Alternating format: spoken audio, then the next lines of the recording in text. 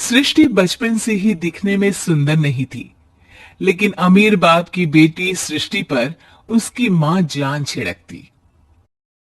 मेरी बेटी ये कितनी प्यारी है। भगवान सबको सृष्टि जैसी बेटी दे। सृष्टि धीरे धीरे बड़ी होती है। एक दिन सृष्टि की सहेली कहती है, तू दिखने में कितनी अजीब सी है, लेकिन मैं जानती हूँ हम सब में सबसे अच्छी शादी तो तेरी ही होगी। तेरे पापा अमीर जो है। और बता नहीं सकते यार, दहेज तो हर कोई देता है। ये क्या ज्यादा ले जाएगी अपने पति के लिए? अरे बड़े शहर में कोठी है इसके पापा की। अरे पापा की है ना, कौन सी इसकी है? इसकी होती तब तो कोई भी लड़का इससे शादी कर लेता। अरे पापा की मतलब पापा की है तो मेरी ही है ना? किसने कहा? अब तेरी तो तब होगी ना जब तेरा भाई ना हो। वैसे भी शादी के बाद सारी प्रॉपर्टी भाई के नाम होती है। सृष्टि समझ जाती है कि उसे किसी भी हालत में माँ बाप की सारी प्रॉपर्टी को अपने नाम करना है, लेकिन कैसे? एक दिन सृष्टि का भाई शीनू कहता है, बहन क्या कर रही है?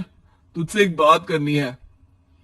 अरे हाँ हाँ करना, मैं तो तेरी बहन हूँ। बहन मेरी लाइफ में ना एक लड़की है, बहुत अच्छी है।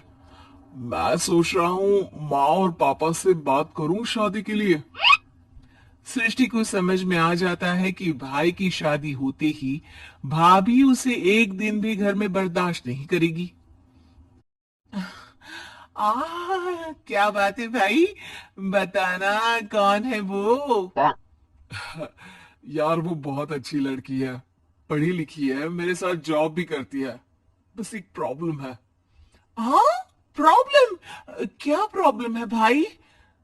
यार वो शादीशुदा है, लेकिन उसके पति ने उसे सिर्फ इसलिए छोड़ दिया क्योंकि उसके माँ बाप दहेज नहीं दे पाए।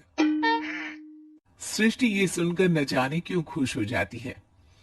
अरे भाई तो क्या हुआ, लड़की तुझे तो पसंद है ना? शीनू को लगता है कि बहन उसे समझ रही है। वो इस बात से अनजान होता है कि उसकी बहन की मंशा पूरा घर हड़पने की है। सृष्टि अपनी माँ से कहती है, मम्मी मुझे तो बहुत चिंता है। पता है शीनू क्या कर रहा है? अरे क्या कर रहा है? वो तो काम पर जाता है और वापस घर आता है। नहीं ना माँ, वो यही तो नहीं कर रहा, बाकी सब कर रहा है। आपको पता है उससे प्यार है, और वो भी एक शादीशुदा लड़की से। ये क्या हो गया? मैं सोसाइटी में क्या मुंह दिखाऊंगी? अरे तेरे पापा तो यही कहेंगे कि मैंने ही उसे बिगाड़ दिया है। माँ देखो, मेरी बात मानो, पापा पर भी विश्वास करने की जरूरत नहीं है।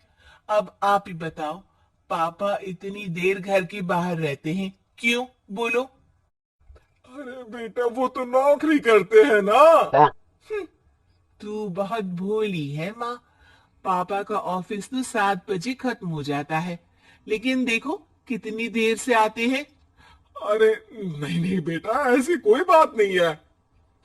सृष्टि माँ को एक औरत से बात करते पिता की फोटो दिखाती है। देखो माँ, कैसे है पापा? मैं ना कहती थी कि पापा सही नहीं है। मैं तेरे पापा से बात करूंगी, दे फोटो मुझे। ओ माँ, वो तो डिलीट हो गई। लेकिन चल, तूने तो देख लिया ना, पापा से बाद में बात कर लेना। और हाँ, मेरा नाम बिल्कुल मत लेना, हाँ माँ। अब क्या था, सृष्टि के माँ और पिता के बीच झगड़ा होना शुरू हो जाता है। सृष्टि के मन में क्या चल रहा था कोई नहीं जानता था।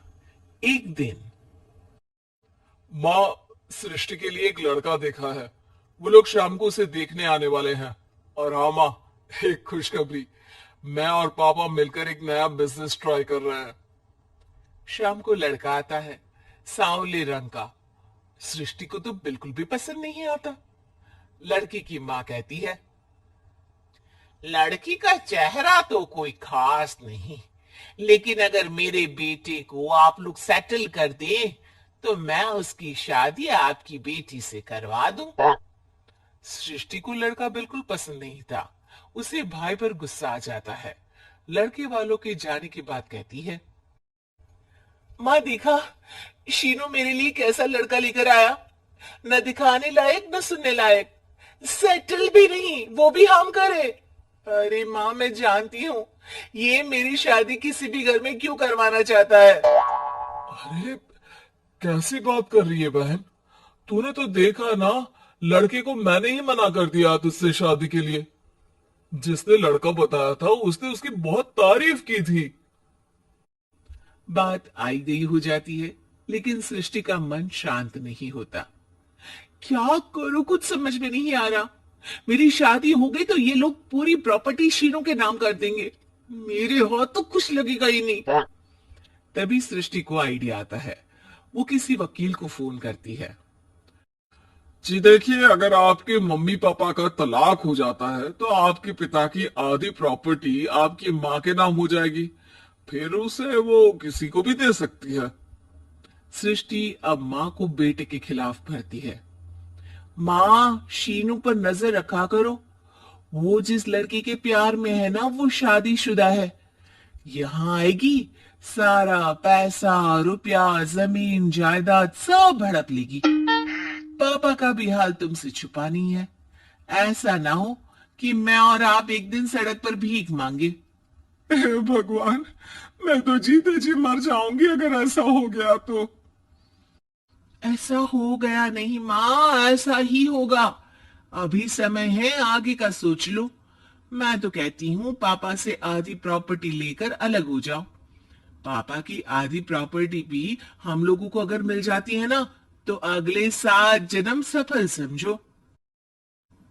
बेचारी माँ बेटी के कहने पर पति से तलाक लेकर अलग हो जाती है।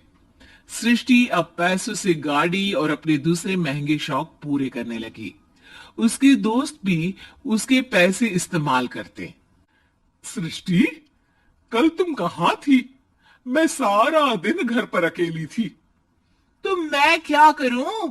मैंने ठेका तो नहीं लिया है ना तुम्हें संभालने का। माँ को सृष्टि से ये उम्मीद नहीं थी। वो बैठकर रोने लगती है। वहीं उसका पति यानी कि सृष्टि के पिता आ जाते हैं। मैं जानता था कि तुम्हारा यही हाल होगा, तो आपने मुझे रोका क्यों नहीं? मैं रोकता तो तुम रुकती क्या? सृष्टि के कहने पर तुमने मुझ पर अपने बेटे पर शक किया, लेकिन तुम ये भूल गई कि कैसे हम दोनों ने मिलकर जीवन में इतना सब खड़ा किया। माँ पति के गले लग जाती है।